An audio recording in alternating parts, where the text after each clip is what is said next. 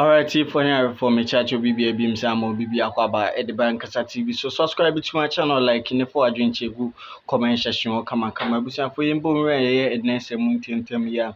A year a jabo, Jania Babadu, a year financial minister, a year case out of Forson, a year 2025 budget at the Babato Abontin. Now before answer me about budget in the mono.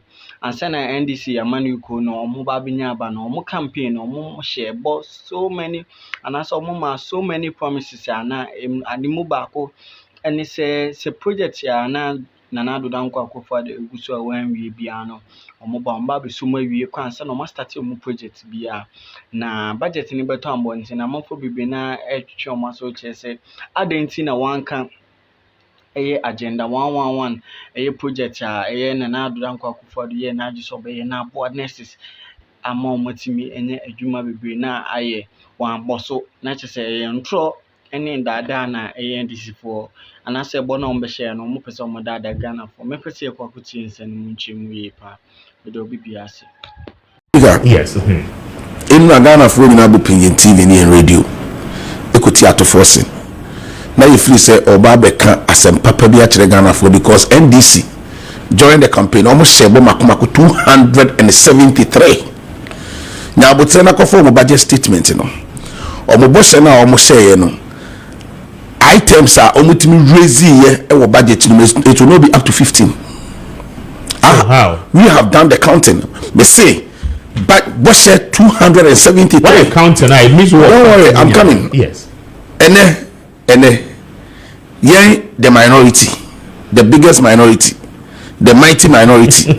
Yeah, declare NDC budget as settings budget. Settings budget. You can't be a settings a lot here. Azan, Flakadam, Robin Peter to pay Paul. Budget, a complete Azan settings. Mamma Bako.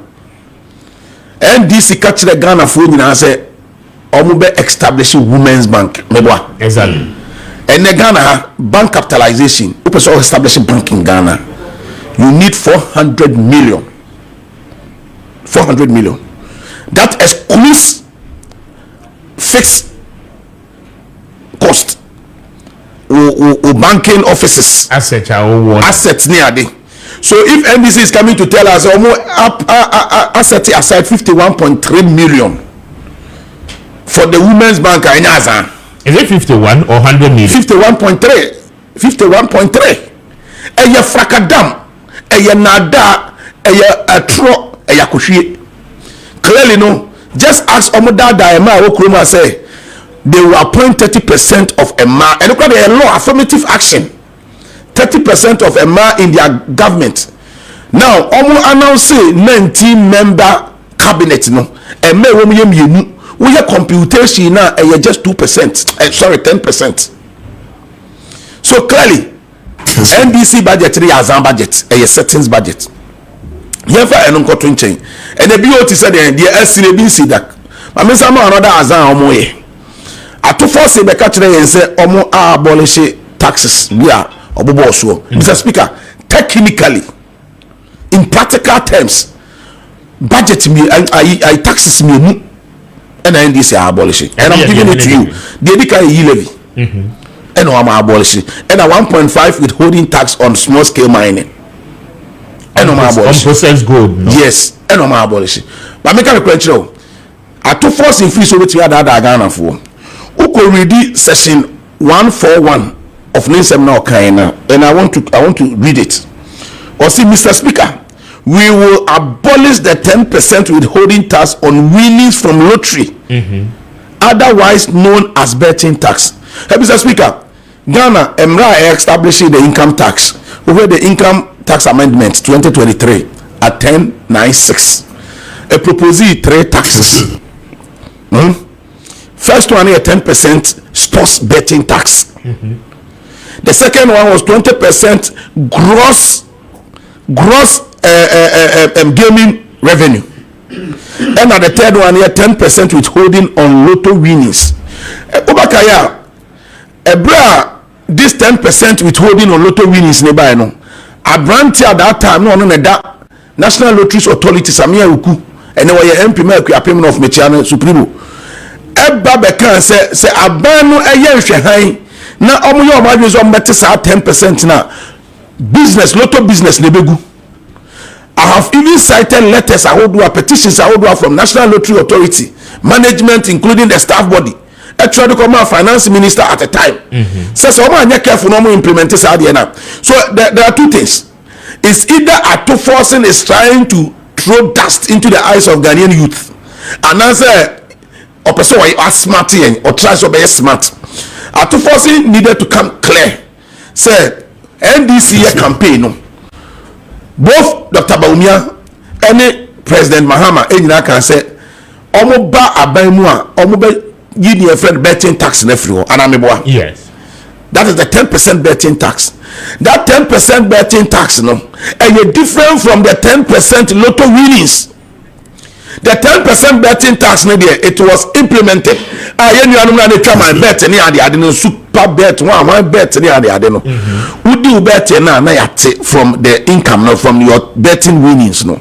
But the lotto winning at the end of the year, though it was passed, but they are implemented. For instance, emission tax.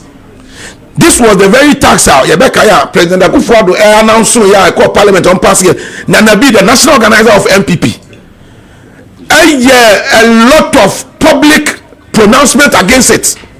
The MPP as a party, both the general secretary and the national organizer, and the party at whole as a whole. Mr. President, this tax the other bar Ghana for any year about to him. That emission tax was never implemented. Then again, VAT on vehicle insurance. Sa tax it was passed, but it was never VAT. Say VAT insurance, vehicle insurance. This tax was never implemented. So in actual sense, NDC taxes minimum. So if you say it was never implemented, implementing agencies, say GRA, women taking steps to implement and now abandoning the car saying suspended, because I mean once it is passed, the expectations are that, as I say, taking effect, right? Mr. Speaker. Yes. There were a lot of Enema Parliament to be passed, but Abano can say a different implementation. What's the perception? So at the end of the day, to my best of knowledge and the records available, extra clearly say, if Forson comes to tell me, say, Adia, any financial you be a burden on me, I am not paying for it. It does not have any financial effect on me because the thing I'm not paying. I get to the point. So I am saying that technically two taxes now. Only two taxes you know. These are the new taxes NDC are imposing on Ghanaians. One say mining company tax no. Now 1%. Now they got 3%. Meaning some the 2% above the count. Do you know the effect of that? Do you know the effect of that? Budget 2%. It was under introduction of any new. No. Mining tax now 3%. It was 1%. Take your time. Maybe I won't read the document in Indonesia.